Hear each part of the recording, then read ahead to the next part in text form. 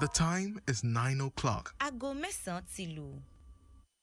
Diamond 88.7 FM is here to make sense out of your world through our balanced news coverage from the nooks and crannies of Nigeria and beyond. Journey with us through the news we tracked for you at this moment on your shining supreme station. For the best of national, local, international news and sport, tune in to News Punch and Diamond 88.7 FM. News Punch, all about the news.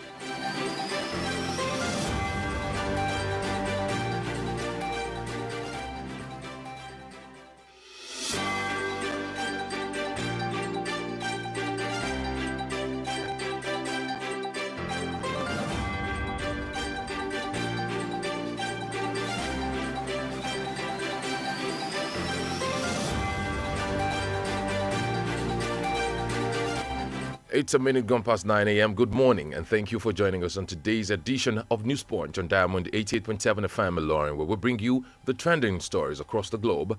I am Babafemi Adesoye, and here are the stories that are making waves across the world for this morning. In Nigeria, the president-elect Bola Ahmed Tinubu has pledged to address the security and power crisis, among other challenges confronting the country.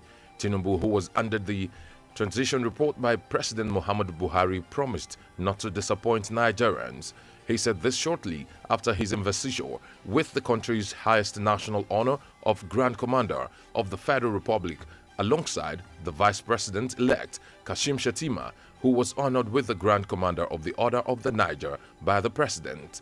The ex-Lagos State Governor said he understood the honor conferred upon him and his VP-elect and the magnitude of the task ahead.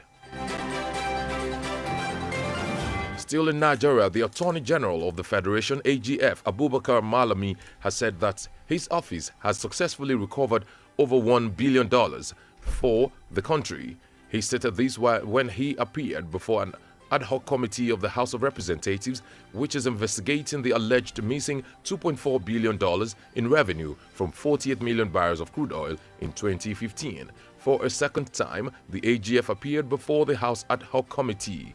He maintained his earlier position that he is unaware of the missing funds and responds to the request of the committee for the statement accounts of recoveries made since 2015. Moving on to the foreign scene, Sudan's warring sides accused each other on Thursday of being behind breaches of the latest ceasefire that was negotiated by the US and Saudi Arabia. The one-week truce was violated only minutes after it came into effect on Monday night, with residents of the capital, Khartoum, reporting airstrikes and artillery fire shaking the city. There have been further breaches of the ceasefire agreement, which is meant to allow for much-needed humanitarian aid to reach war-ravaged parts of the North African country. It is the latest in a series of truces that have all been systematically violated. Diving into the world of sport, Manchester United sealed qualifications for next season's Champions League with a 4-1 thrashing of Chelsea on Thursday night. Casemiro, Anthony Martial, Bruno Fernandes and Marcus Rashford were on target as the Red Devils moved up to third in the Premier League. A miserable night summed up Chelsea's season despite spending over £500 million in the transfer market as they slumped to an 8th defeat in 10 games since Frank Lampard returned as interim manager. That's all we have for you on this edition of News Punch for this morning. Up next is the Diamond Breakfast Show, where we bring you the analysis of the stories. Please do stay tuned.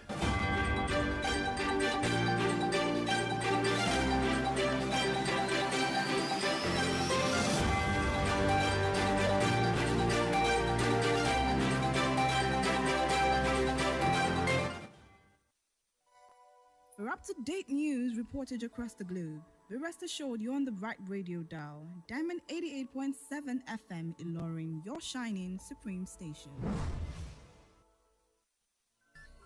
From news to sports, current affairs to entertainment, beautiful music, amazing programs, we got you all covered at Diamond 88.7 FM. The major talking points in Nigeria are always on the lips of the citizens. What's going on in this country? Look at smaller countries taking lead, and you call yourself giant of Africa. Yeah. Nigeria don't spoil my business too much. Nigeria is too hard for us. I mean, I want to kill us. Father, not kill us for Nigeria. Oh, please, help us beg them. They should reduce their expenditure so that they can free enough money for social development. I wish for a Nigeria where we elect a leader based on competency and not popularity. On the Diamond Breakfast Show, we place the spotlight on the critical issues in the country. Government that says they are broke can prioritize construction of an additional runway over education of the people. How can you hold Indomine? This is intolerable. It's provocative. Now, you see, when you look at our democratic journey, we are yet to practice genuine democratic system in Nigeria. Join us on Mondays to Friday on the DBS from 9 to 10 a.m. The Diamond Breakfast Show, amplifying the voice of the people.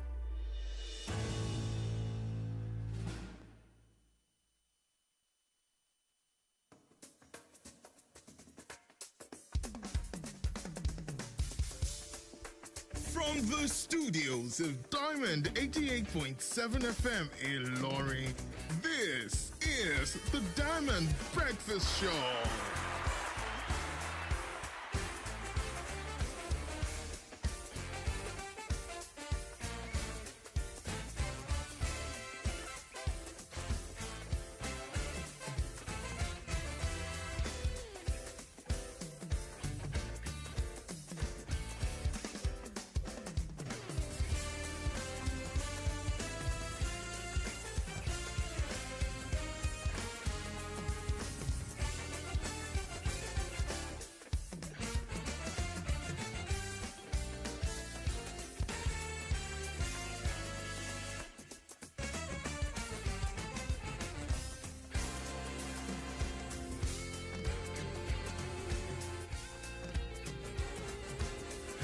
All right, you're welcome back to the Diamond Breakfast Show. We'll be analyzing some of the major talking points in the news. To do this with me this morning is Mr. Sakariao Lawal Abiodun Yita, Head of History Department, Kwara State College of Education, Ilorin. He's also a public affairs analyst and a social commentator. You're welcome to Diamond FM this morning, sir. Good morning, moderator. Good morning, the crew in the house, and good morning, Nigerians. Okay, how are you doing today, sir? I'm fine, and you? Very good, thank you. So, Baraka Juma to all Muslim brothers. Oh, that's beautiful. All right, yes, the United Kingdom is not stopping on its plans to reduce net migration. Already, the country has imposed stringent rules to its student visa, most especially on master students who intend to bring in dependents. While this development continues to generate more reactions, both positive and negative opinions about this decision, a quite interesting update caught many Nigerians, critics alike. A member of the United Kingdom Parliament, Carol Monaghan, has kicked against the United Kingdom's new visa policy preventing Nigerian students and students from other countries and others studying the UK from bringing family as dependents except under specific circumstances. While speaking at Parliament yesterday, Monaghan stated that students made valuable contributions to the UK's economy. According to her, international students enriched the UK's society in all sectors, including healthcare. Let's quickly listen to the Member of Parliament, Carol Monaghan, has to say. International students make an invaluable contribution to our economy. According to the Higher Education Policy Institute, last year, they provided nearly 43 billion to the UK economy. In my constituency of Glasgow North West alone, the economic benefit was over 83 million. So first of all, I'd like to ask the Minister, what assessments have been carried out on the economic impact of this change on the university sector and indeed in university towns? International students enrich our society and they have skills which are proving ever more vital in this post-Brexit climate, which has seen the UK deprived of workers across key sectors. So with current labour shortages in healthcare, STEM, IT, to name but a few, how can the Minister fail to recognise that this policy will simply exacerbate these? The reality is that many students coming to the UK look beyond their studies and want their families to be part of that experience. Without a way for overseas students to bring their families, many will opt to go elsewhere. And any drop in international student numbers will cause further harm to universities that are already facing financial difficulties. This policy makes the Home Secretary's agenda crystal clear. She's launching an attack on migrants regardless of the benefits they bring to the UK. And in pursuing this short-sighted reactionary programme, international students are being caught in the crossfire. In Scotland, international students' contribution to university campuses and to our wider society is celebrated. But Scotland will suffer the consequences of this misjudged policy. Once again, it's indicative of how out of tune this Conservative government is with the Scottish people. So if this government is insistent in pursuing their hostile... All right, yes, that was the voice of Member of Parliament MP Carol Monaghan talking about the adverse effect that the new immigration laws concerning student visas may have on the economy of the United Kingdom. Okay, well, that was an interesting revelation by the government. Now, £42 billion, that is a huge contribution to the economy, and it looks like education is a business to some countries, or what do you think? Well, you see, let's first of all acknowledge the, I think, the Member of Parliament, Carol, at least, for being honest with her submission and for being honest to Africans. Okay. You see, when you talk of international students, especially from Africa, you will see that Nigerian students form the bulk of the population of those that actually populated these universities, not only in UK, even though when you look at American, Caribbean, and when you even look at the Korean, even all over the world, it has been acknowledged that Nigerians were among those who always sought for the best education anywhere they can find it in the world. So when you now see the way the Carol speak, Aliza, about these international students, that shows that those who always attach negativity to Africa or Nigeria as a case study, they are not being honest. At least when one or two people have one or two things, they try to condemn the country. Now this person is trying to acknowledge the contribution economically. What the foreign students have been contributing into the United Kingdom economy is a very huge thing. And to me, if you want me to look at it, the country which they are living are losing while the UK are gaining. Because if that same money they use to school there can be used in the country of their own, take Nigeria for instance, there are a number of thousands of pounds that they use in studying in the UK. If that same pounds in that magnitude can be staying in Nigeria, I think it will also strengthen our own economy. And to see that a parliamentarians who, that shows even in that climb, they know what they are doing. And they are always being conscious of every move the government of their own country take.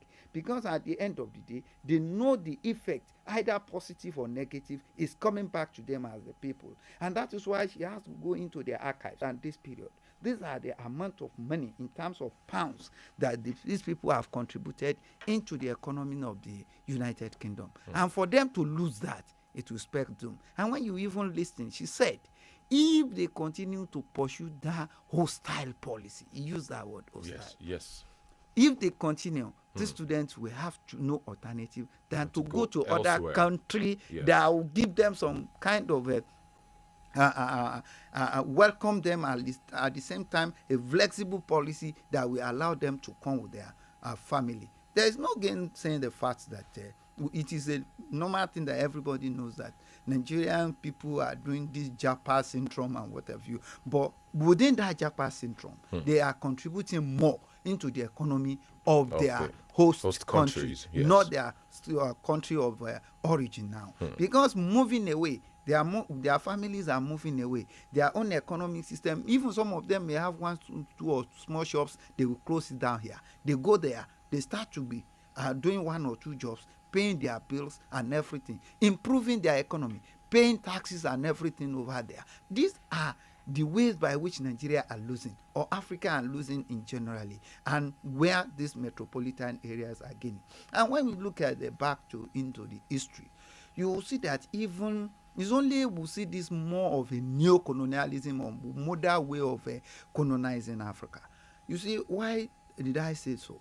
During the era of legitimate trade, there's this movement where you see that Africans were repatriated back to Africa to do what? To start producing cash crop. When producing these cash crops, they will now export all these cash crop raw to feed the industrialized nation of the world and of these metropolitan countries of the UK, France, and later United States. Now, by the time they now finish this product, Africa become another dumping ground where this finished product will come for marketing. You can see that at both ends, the Africans were losing. This time around also, it's no more about cash crop production now. It's about moving human capital development away from Africa down to their own country. And they know how they have been developing. She mentioned in the area of education, even in terms of social activities in their campuses, they see that it is this foreign students that are making waves there. At the same time, in the area of ICT, in S sector, virtually in all their sectors, even in the area of doing many jobs, you see it is these foreign students that were into this. And as a result of that, they were paying taxes, they have some bills to settle, and so improve their economy. By the time they pursue that policy, actually is having a negative effect on their own socio-economic activities. However, Nigerians, we don't even look at it in that way. We believe is that, what I believe is that they are trying to fortune a policy of a vendetta, a policy that has not give room for what we call a universal human right that is being that is being pursued, being pursued by this world powers to themselves, that there should be universal human right. Everybody should not be denied some access, free movement, and what have you. By the time this visa policy has been done, I think it will actually hinder people from moving, and actually that provision of the universal human right thing that creates for freedom of movement, freedom to education, and all these things has been adversely affected. This is the way I see. Okay, thank you. Scenario. Thank you very much. Let's quickly go for a short commercial break, and then when we come back, yes, definitely the Diamond Breakfast Show continues in a moment. Colors, they add meaning to our lives. From birth and naming of a child. May your life be rich and potent as the red palm oil. Amen. Colors tell of the feelings in our hearts. Aww. Through rainbow-like roses or even bubbly emojis. Colors speak of our distinctive ancestry through the shade of our skin. Colors are in the bright garbs we wear to impress, or the deluxe coat we give our buildings. Wow, this is so beautiful. And with our proudly Nigerian deluxe paints now available in any color, express your world however you want it. Visit a Deluxe Color Center to get any color instantly. Deluxe, let's color. You want it? You got it. All the hits. 88.7.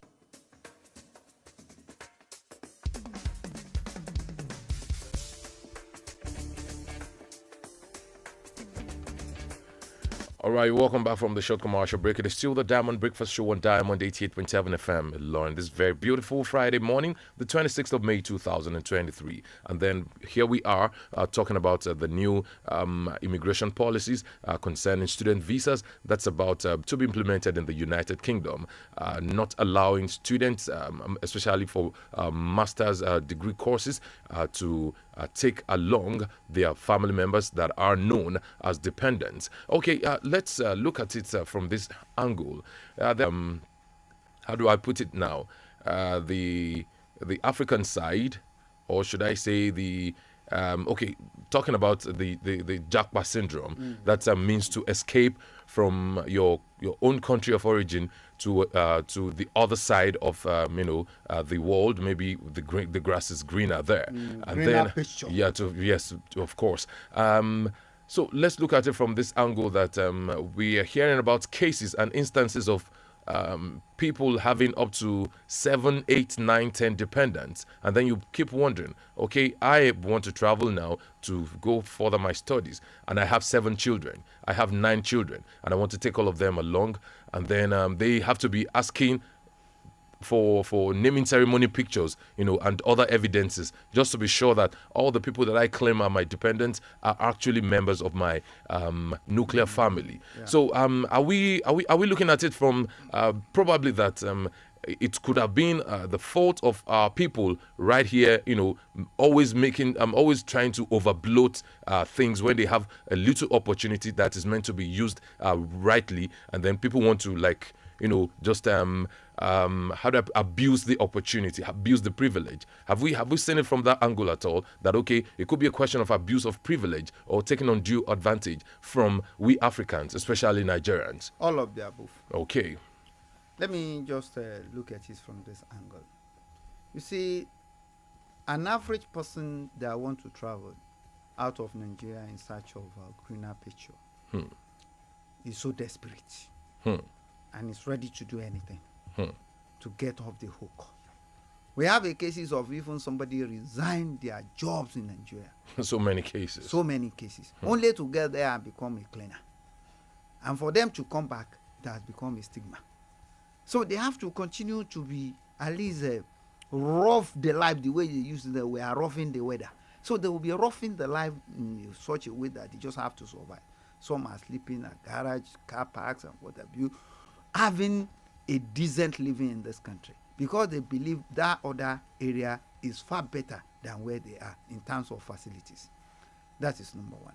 Number two, to the way the things were in this country, the economy majorly has been so tough for average Nigerian family. And if you are not a tough person, when the going is tough, only the tougher get going. Definitely. When you cannot at least see the reason why you have to remain again. And you have been seeing some other offer that looks promising, quote and unquote. Look promising, look somehow. Although they may not be promising eventually. You see it as more greater than what you have been seeing here. And some of them would like to go. If you see what they pass through before they get this visa, there are a lot of manipulations of informations and what have you before they will be able to secure. If some cannot secure in this country, they go into our neighboring countries to claim the name of who they are not, and as a result of that, have you heard of this Oluwole thing? That's been long for over 20 years, like almost 30 years. Decades now. They will say something is Oluwole thing. That is where they do what? That is where they manipulate documents. Where they see that green passports, they know how to do all the passports of the world. In the informal sector, in fact, non-state actors were the one doing all these things. That shows the level of desperation, especially on the part of those who want to do this japa thing, and they can do anything. Now say they have about 10 dependents, 15 dependents, 20 dependents. It depends, because the embassy will try to do their own thorough investigation to make sure that those who are qualified or those who are desired in their country are those that they allow entry into their own country. And having succeeded here too is not enough. When you landed in their own country, they will still do a lot of screening. Of and course. that is why you see in Africa, especially the blacks, that's why they always been suspicious of everything we do, because of our along the level line, of desperation and how we manipulate information. Do you know when General Rawlings of Ghana came to Nigeria one day? I read it, and he was discussing with the Nigerian president then of Olusegun Obasanjo. Sir, do you know how Nigeria happened to be the leader and savior of Africa? He said, how? He said there was a time this Ghana guy was about leaving, I think UK or US, and the immigration has been giving this guy problem over the issue of his document thing, and for overstaying for about 3 months. I'm sorry to use this word. Said, see this Nigerian guy, I think this in UK. See this Nigerian guy was coming. He has overstayed his visa for about 7 years. Somebody with 3 years. Is 3 that months. the person? The 3 months. Is that the person confessed to him when he come back to Ghana that fear Nigeria? They are the leader anywhere. So when this Nigerian guy was just coming, at least got to the airport, want to cross. They say, you have overstayed your visa. This. Do you know what he told them? He said, who gave Lord Lugard visa to come to Nigeria? That to come and colonize us. And even I want to go back to my country in peace, you say I should not go. Then let me go back to your country.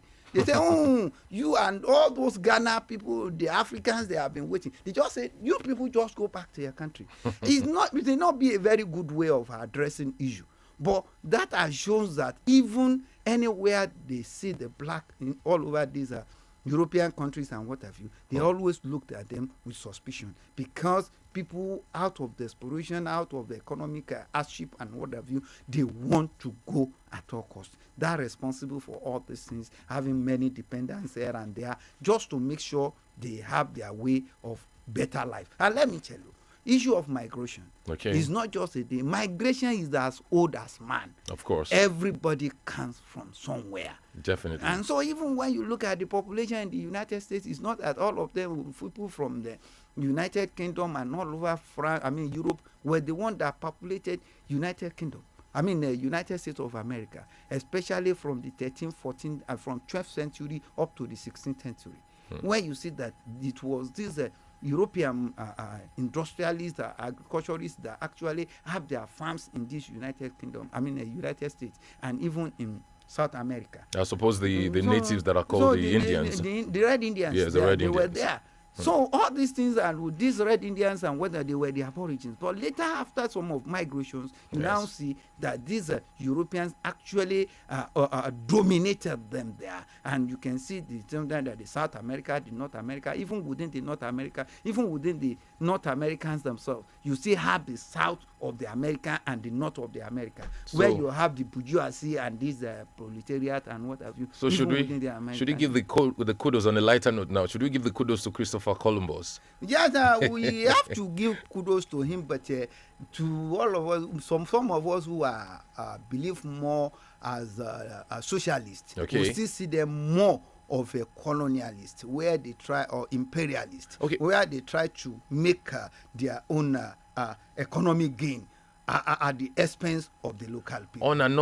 From another angle right now, his own expedition has been celebrated all over the world in history up till now. And then why are these countries now making it difficult for other people to come, in quotes, discover their own country now? No, the world is now a global village. Okay. That era of 1400, 1500, where you set up these seafarers and all these discoverers, it was a deliberate plan. That Portugal, for instance, decided that this number of sailors were sent out, being provided for, budgeted for, to look for elsewhere where they can have the colonies, where they can have a kind of overseas territories. It is a deliberate plan. It's not a kind of it wasn't by accident. No. When you look at Christopher Columbus and the rest, William Wilberforce, Mungo Park and all that, Mungo Park and other, you see them, all these seafarers, they were actually contracted, let me use that word, to do that job. And that was how Christopher Columbus, Vasco da Gama, and the rest of them discover all these areas. It's not that, even when they say Mungo Park discover Africa, discover River Niger, they now say, I think it was Fela or one of these African singers that said, if you said Mungo Park discover Niger, who discovered Mungo Park? Where was Mungo Park before Niger? Before Niger. Because Niger has been there before the arrival of Mungo Park. Why will you now say it was so automatically the Niger has been longer, or is there something that has been there? Mungo Park happened to be the one that just passed there. But because of what we call these amitic hypothesis, I still don't want to go there. In history, there's what we call amitic hypothesis. Sure. That anything good is always attached to the light skin. Why anything that is somehow bad or negative will always be in Africa. Yes. And in order to see that, they want to project the name of Mungo Park. That's why they said he discovered Niger. Okay. Niger has been there before Mungo Park. It's only because he was the one that was able to do some exploration and publication, writing in his diary and what have you, that later published in the European world, that is when they say he discovered Nigeria. There are so many of examples like that. But the major thing is that migration is part and parcel of humanity. Okay. Human existence. All right. Thank you very much, sir. Well, let's quickly go for another commercial break, and then when we come back, yes, we'll continue with the Diamond Breakfast Show.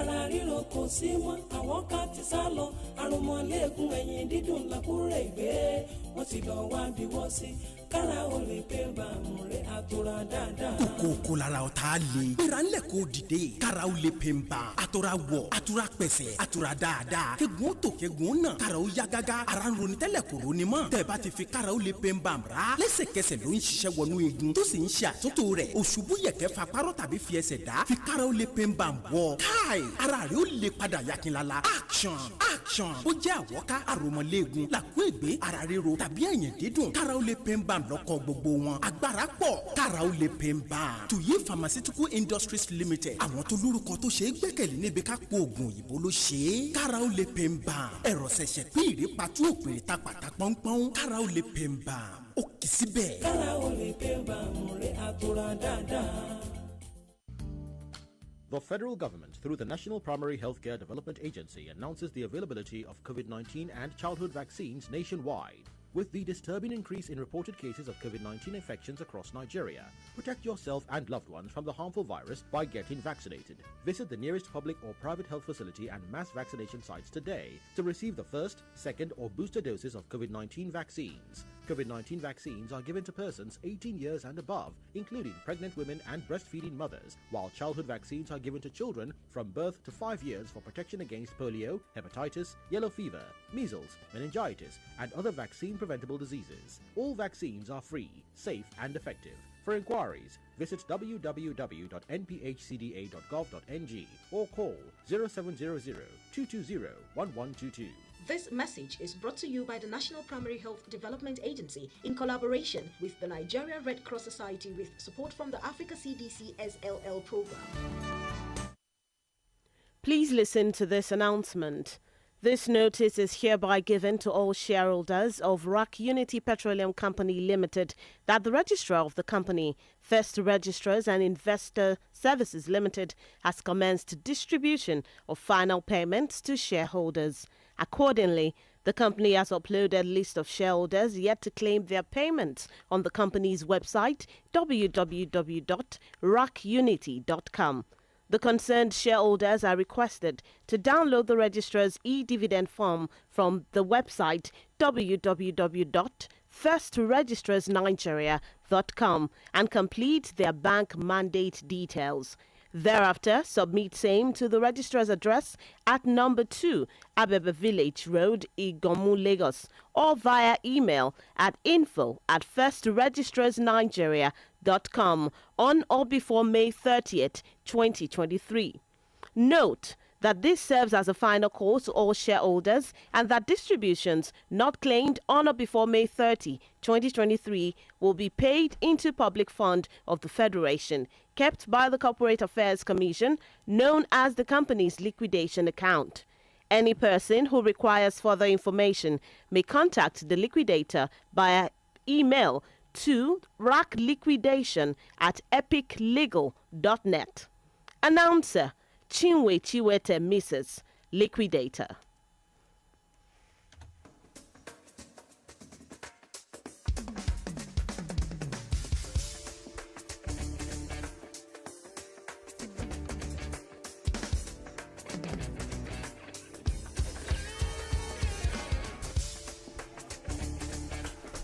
All right, you're welcome back from the short commercial break. It is still the Diamond Breakfast Show on Diamond 88.7 FM in Loring. Here we are talking about the new immigration laws that will be soon implemented by the 1st of January 2024 by the United Kingdom. Talking about not giving visas to dependents of master students aspiring to go and study anywhere in the United Kingdom from other countries. Okay, so the position of the lawmaker, do you see that position? Do you see her position that was against the already made decision right now? Is it coming from a patriotic or an economic point of view? Honestly, it's both patriotic and economic point of view. Oh, yes. And this is where we see democracy at work. And trust these European countries, once their citizens were against a particular policy, to be harsh, unpatriotic, and will cause damages to and hostile too. Hostile and in her words. In her word, hostile and cause some level of damage into their own international image. They usually revert it. At least there was this visa policy, whether in UK or US, in the last 2 years somehow, especially against Nigeria precisely. After the citizens reacted against it, I think they withdrew that hostile visa policies. Okay, well, but this will now be a way by which we need to appeal or call on the government in Nigeria and Africa to see how they will make living in this part of the world worthwhile.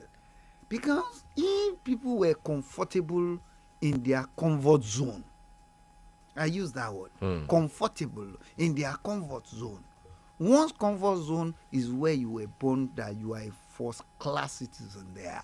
How will a banker leave his juicy job and go to become a security guard somewhere, or a cleaner? That shows when you are no more comfortable in your comfort zone, automatically, it's natural. Human being will look elsewhere. And we've been saying our education sector is one of the backwarding educational system as far as the world is concerned. Where in 21st century, our own syllabus or curriculum has not been able to design to meet up these challenges of the 21st century. We still use chalk and board. Our libraries are as good as just a mere benches. The whatever is not functioning. The researches that have been done over years are already in the cupboard. In the cupboard. Nobody comes up to see how they can implement it. The laboratories are as good as just a mere room where they just put old chemicals there. Where the world has moved, even when you look at our ICT labs and what have you, they are not up to date with the sophisticated gadgets. Where would these Nigerians, young Nigerians, of this student level, we have up-to-date global standard of education. Until when we have that, gone are the days when people from neighboring Ghana and what have you used to come to Nigeria to study. Nobody ready to come again. The facilities were very low at the doldrum. When you look at the first generation universities, whether in UI, whether in BU, whether in ABU or IFE or University of Lagos or Nsukka, these are the universities that are supposed to be the specialty leading as far as the African is concerned in terms of education. What has become them? All right, thank you very much. Talking about the United Kingdom making £42 billion just last year, should I call it tertiary education? Tertiary education. Not even undergraduates, just the masters. On those students. Okay, and then it is actually a revelation that shocked a lot of people. Yes. Aside from other means of generating income, they were able to accrue such an amount of money from this sector, even having oil and other natural resources that we have. Well, is it not time for the government to invest and get returns from education? That's one. And two, as we have many people who hold sensitive public offices with lower certificates in the National and State House of Assemblies, we have them as governors, even as presidents, So the profile of these people, do you think in any way, does it dampen any resurgence in our educational system? You see, it's not about certificate. It's about patriotism. Okay. We have seen a professor that is behind the bar for corrupt-related cases. For academic fraud. For similar thing and related. That shows it's not about the level you attain in terms of paper qualification. It's about your person as a Nigerian. Professor Jega has proved to the world that is up to the task when given the assignment of this is a very good example in that area. We still have some that can, the professor sitting exams of JAM for his son. So can we say the same thing about his predecessor?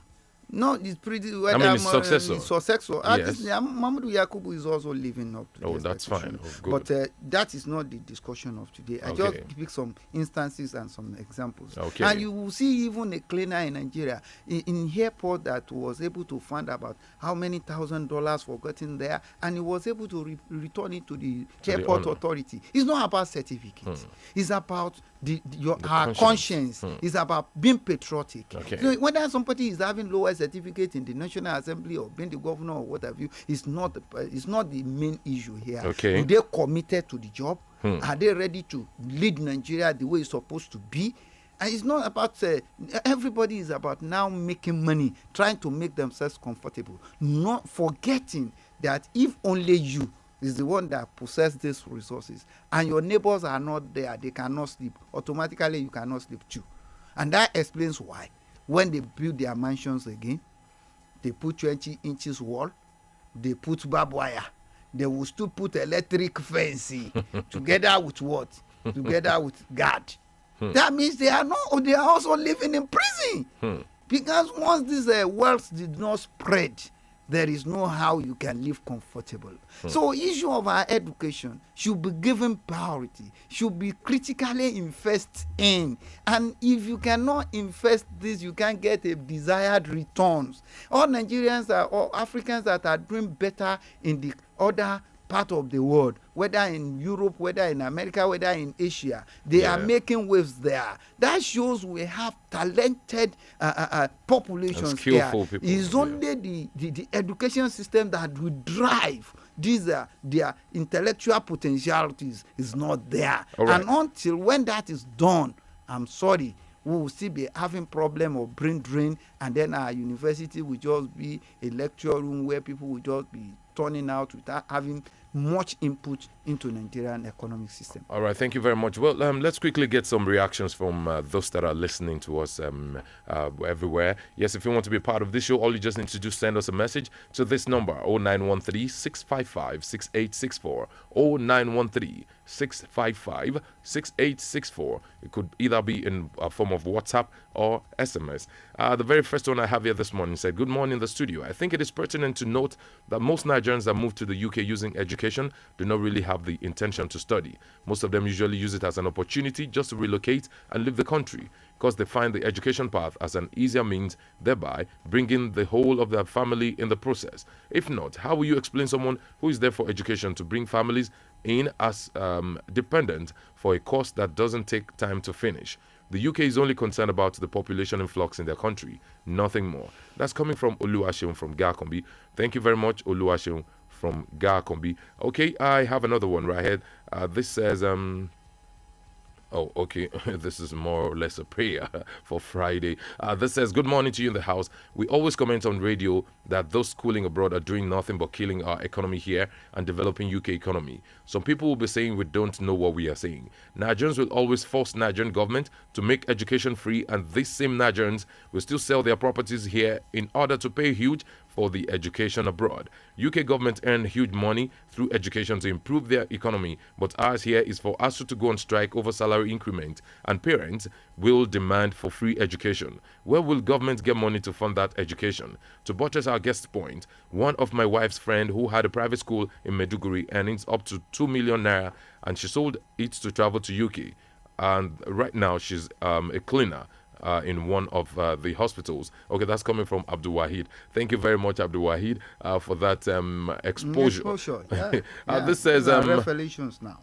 Morning to you in the studio. Let me be sincere with you. The number of people who are ready to leave this country is higher than what you can imagine. Let me say 80% are ready if they see any slim opportunity. You can imagine that it was only Nigeria that you will see politicians richer than their state. Until these politicians' elephant pay are reduced till Nigeria people can have a good living. But please, who is going to sign the bill? No one. This means corruption will continue and people will continue to live. No remedy. That's coming from Chief Fadipe Abolarin from Yakuba. Thank you very much, Chief Abolarin. We actually always pray, wish, and hope for a better Nigeria. And then this says, good morning to you all at Diamond FM and happy Friday. In my own opinion, I don't blame Nigerians that are relocating abroad. It's the fault of our leaders, because even our outgoing president said if Nigerians trouble him, he will relocate to Niger Republic. I don't know when the president said that, but well, in your own assertion. And then, so what is the fate of we Nigerians to endure his government for 8 years? That's coming from David Williams Fagbemi. Thank you very much, David Williams Fagbemi. But honestly, talking about what you said, the president said, well, I wouldn't know where you got that from. Okay, this says, no need to jackpot. Let us repair our country. Our country is one of the best countries in the world. Nigeria is better than US or UK if our leaders drop their greed and wickedness. Nigeria is blessed with almost limitless resources, humans, and materials. That's coming from Kolade from Asadam. Thank you very much, sir, for that beautiful one. Well, as it is right now, we may not be able to continue with this particular very interesting and, how do I put it again, fascinating topic. But then, let's move over right now to our second story for this morning. President Muhammadu Buhari has described the 9th National Assembly led by Senate President Ahmad Lawan and House of Representatives Speaker Femi Gbajabiamila as one of the most productive in terms of output and outcome. He stated this on Thursday, yesterday, at the inauguration of the permanent site of the National Institute for Legislative and Democratic Studies, NILDS, in Abuja. Emphasizing the importance of the legislature in a democracy, Buhari stated that he refrained from meddling in the affairs of the legislature to encourage an independent National Assembly. Well, this is obviously the last engagement between the president and the members of the House of Assembly. Are these words deserving of what played out between the executive and legislative arms of government on policies? Well, I don't know the barometer by which the president used to measure their performance. His own opinion about the performance of the National Assembly. But I can deduce from the fact that the 8th Assembly was like a frying pan for the president. I think his first 4 years has been having a very serious loggerhead with the National Assembly. Then, so the 9th? So in the 9th, he now see another side of the National Assembly. Okay.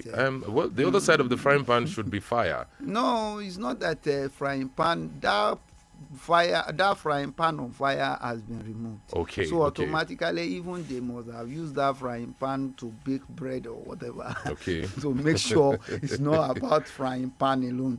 So all these things on a lighter mode, you see, this 9th Assembly that is winding up has actually cooperated a lot with the president in terms of appointment, confirmation, in terms of bills, whether money bills or other bills from the executives and what have you. And this actually rendered the 9th Assembly, quote and unquote, as Nigeria used to believe, a toothless bulldog. Because there is no time where, even though when the members of the Federal Executive Council, the ministers or these MDAs, they were actually insulted the assembly, they were unable to use their instruments to bring them to book. We can see so many times that we invite some ministers. The last one that actually shows that these assemblies were pocketed or extension of the villa was on the issue of Ngige and the ASU thing. In front of the Senate, Ngige just look at them and just walk away. And they were unable to bring him to book. They were unable to tell the president that sack this man. So, and they have all these powers, or these punitive powers, which they were unable to use because they believe they are cooperating with the executive and what have you, which now shows that some people see them as mere rubber stamp. However, I did not see it as a mere rubber stamp. I only see more of a understanding within the two of them also, which has made the presidency or the executive to be more powerful, quote and unquote, and see the legislature, who happen to be the one that will be checking the executive, to be passive as far as that thing is concerned. Maybe it is from that angle that they are cooperating with the president. If you take the money bills there, they take it along. I mean, they approve it. If you send the nominee, they approve it. Except when there was cases like Loretta or Noche over the issue of this INEC nomination that were rejected. Virtually 90% of all these nominees, no matter how you see it, that will just put them and approve it. Ditto the money bills, even all this issue of borrowings and what have you, to him, they've cooperated to him with all manners of cooperation he requested to make the job well done. Okay, let's talk about the synergy between the executive, the unexpected, or should I say unprecedented synergy between the executive and the legislature. Should that kind of synergy be in favor of the government or in favor of the people? Both the government. Let me say the government. One will say the government. No, I mean as it should be ideally. If there's going to be a synergy between the legislature and the executive, should it be in favor of the people that are being governed, or it should be in the favor of the government? Both the legislature and the executive were answerable to the people. Okay. So whatever they need to do must be in the interest of the people. Okay. Because they did not vote themselves there. They did not put themselves there. The money they are using to service them were from the public. So they are answerable to the public. So doing anything that they are using it to favor government, and that thing does not favor people, that policy is not the best policy. And then when you look at the synergy, you are talking about any synergy that will not be able to cater for the popular interest of the masses. It's not what to be called synergy, but collaboration. Okay, thank you very much. Well, now talking about the imminent administration, that's the incoming administration now. The way the executive elects, let me put it that way, have been meddling in the arrangement of the incoming legislature. Don't you see it as a precedent, of this outgoing administration happening all over again? That whatever it is, as long as the executive is okay with it, the legislature is okay with it, even if the people are not fine with it, nobody bothers about it. You see, I still try to reserve some of my comments as far as the incoming administrations are concerned and how I think they want to work with themselves. But what I do know is that in the growing democracy, let me use that word. Okay. In the growing democracy, there is no how the man at the ends of affairs, the CNC, will not want to have input or even interest in who will emerge as the National Assembly, so that he will not be sitting on the keg of gunpowder. Remember, they have the power of impeachment. They have the power of making him accountable.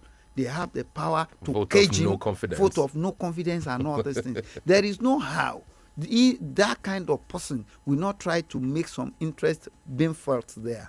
However, whatever interest anybody will pick up should not go in such a way that they will see it, let's see, kill and divide. Or try to do it in such a way that masses will be shortchanged at the end of the day. It is very normal that if you want to ascend into a particular position, you need to organize some set of people that will work with you. And those that will work with you, the National Assemblies were part of it. Whether you like it or not, he needs them. Whether you like it or not, he needs to make his influence known. But not that to do what? To pocket them. That is the area I'm not always going in line with. However. All right, thank you very much. Well, let's quickly hear from those listeners, because I know a lot of people want to, make one comment or opinion or point of view or maybe disposition or the other. 0913-655-6952 is the number to call, or you call 080-00-887-887. Yes, the question now is that when exactly can we say that we will have a legislator, just one, that will be ready to raise a bill or even, how do I put it right now? Okay, yes, to raise a bill that will not be in his own personal interest, that will be in the favor of the people. When exactly do we want to have that? 0913-655-6952, 080-00-887-887. Those are the two numbers that you can call to reach us in the studio this beautiful Friday morning. All right, we have a call already. Hello, good morning. Good morning, your name and where you're calling from. Hello? Oh, we lost that. Okay, maybe the phone lines are not really too too healthy this morning. I really do not know. But then, well, it is time right now for us to just call it a day. Yes, our time is fast spent. Time is never our friend. So special thanks to our guest this morning. I want to believe that anytime we call upon you again, sir, you'll definitely be around here, Mr. Sakariao Lawal Abiodun Yita. Thank you very much. Thanks for having me. And I used to say that Nigeria is a collective property. Definitely. Everybody must try to do his own thing positively to make this country great. All right, thank you. Thank you so much for coming around. Yes, ladies and gentlemen, thank you for being a part of today's show. We'll come again Monday morning by the special grace of God by 9 o'clock with Bisola Oduwole Suleiman. Till then, stay tuned to Diamond 88.7 FM. I am Babafemi Adesoye. Bye for now.